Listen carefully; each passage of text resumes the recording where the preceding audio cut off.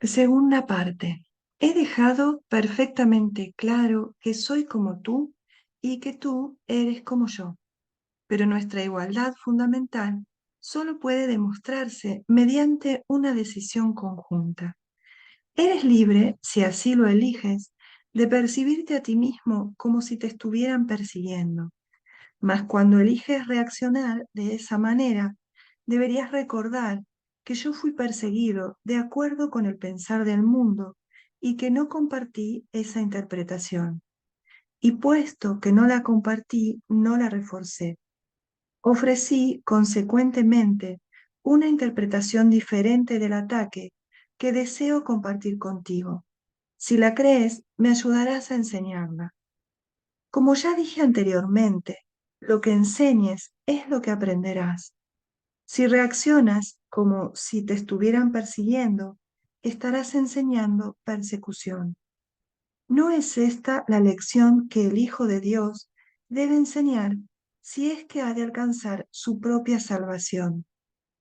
Enseña más bien tu perfecta inmunidad, que es la verdad acerca de ti, y date cuenta de que no puede ser atacada.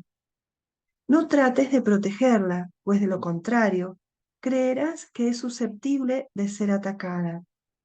No se te pide ser crucificado, lo cual fue parte de lo que yo aporté como maestro. Se te pide únicamente que sigas mi ejemplo cuando te asalten tentaciones mucho menos extremas de percibir falsamente y que no las aceptes como falsas justificaciones para desatar tu ira. No puede haber justificación para lo injustificable. No creas que la hay, ni enseñes que la hay. Recuerda siempre que enseñas lo que crees. Crees lo mismo que yo, y llegaremos a ser maestros de igual calibre. Tu resurrección es tu redespertar. Yo soy el modelo del renacimiento, pero el renacimiento en sí no es más que el despuntar en la mente de lo que ya se encuentra en ella. Dios mismo lo puso allí y por lo tanto es cierto para siempre. Yo creí en ello y por consiguiente lo acepté como la verdad. Ayúdame a enseñárselo a nuestros hermanos en nombre del reino de Dios, pero cree primero que es verdad, pues de lo contrario enseñarás mal.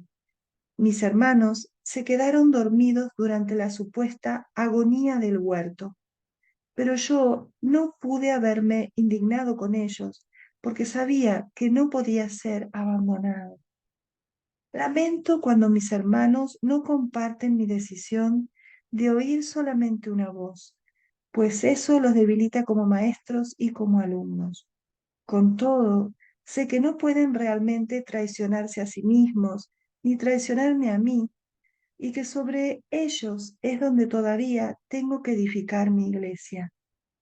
No hay ninguna otra alternativa al respecto, porque únicamente tú puedes ser la roca de la iglesia de Dios. Allí donde hay un altar, hay una iglesia, y la presencia del altar es lo que hace que la iglesia sea santa. La iglesia que no inspira amor tiene un altar oculto que no está sirviendo al propósito para el que Dios lo destinó. Tengo que edificar su iglesia sobre ti, porque quienes me aceptan como modelo son literalmente mis discípulos. Los discípulos son seguidores y si el modelo que siguen ha elegido evitarles dolor en relación con todo, serían ciertamente insensatos si no lo siguiesen. Elegí, por tu bien y por el mío, demostrar que el ataque más atroz, a juicio del ego, es irrelevante. Tal como el mundo juzga estas cosas, mas no como Dios sabe que son, fui traicionado, abandonado, golpeado, atormentado y finalmente asesinado. Está claro que ello se debió únicamente a las proyecciones de otros sobre mí, ya que no le había hecho daño a nadie y había curado a muchos.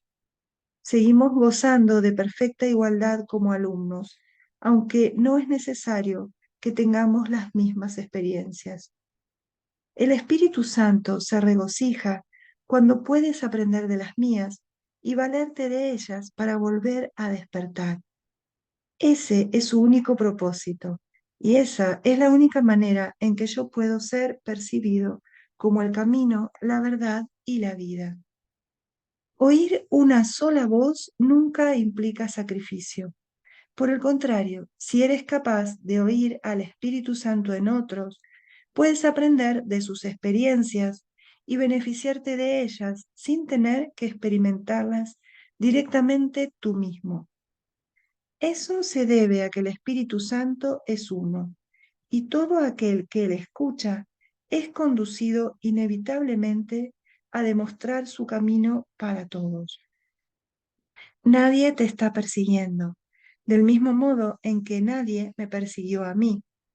No se te pide que repitas mis experiencias, pues el Espíritu Santo, a quien compartimos, hace que eso sea innecesario. Para valerte de mis experiencias de manera constructiva, no obstante, tienes aún que seguir mi ejemplo con respecto a percibirlas. Mis hermanos, que son también tus hermanos, están constantemente justificando lo injustificable. La única lección que tengo que enseñar, puesto que la aprendí, es que ninguna percepción que esté en desacuerdo con el juicio del Espíritu Santo está jamás justificada. Mi función consistió en mostrar que esto es verdad en un caso extremo, simplemente para que pudiese servir como un instrumento de enseñanza ejemplar para aquellos que en situaciones no tan extremas sienten la tentación de abandonarse a la ira y al ataque. Mi voluntad, junto con la de Dios, es que ninguno de sus hijos sufra. La crucifixión no puede ser compartida porque es el símbolo de la proyección, pero la resurrección es el símbolo del compartir, ya que para la filiación pueda conocer su plenitud, es necesario que cada uno de los hijos de Dios experimente un redespertar. Solo esto es conocimiento. El mensaje de la crucifixión es inequívoco. Enseña solamente amor, pues eso es lo que eres.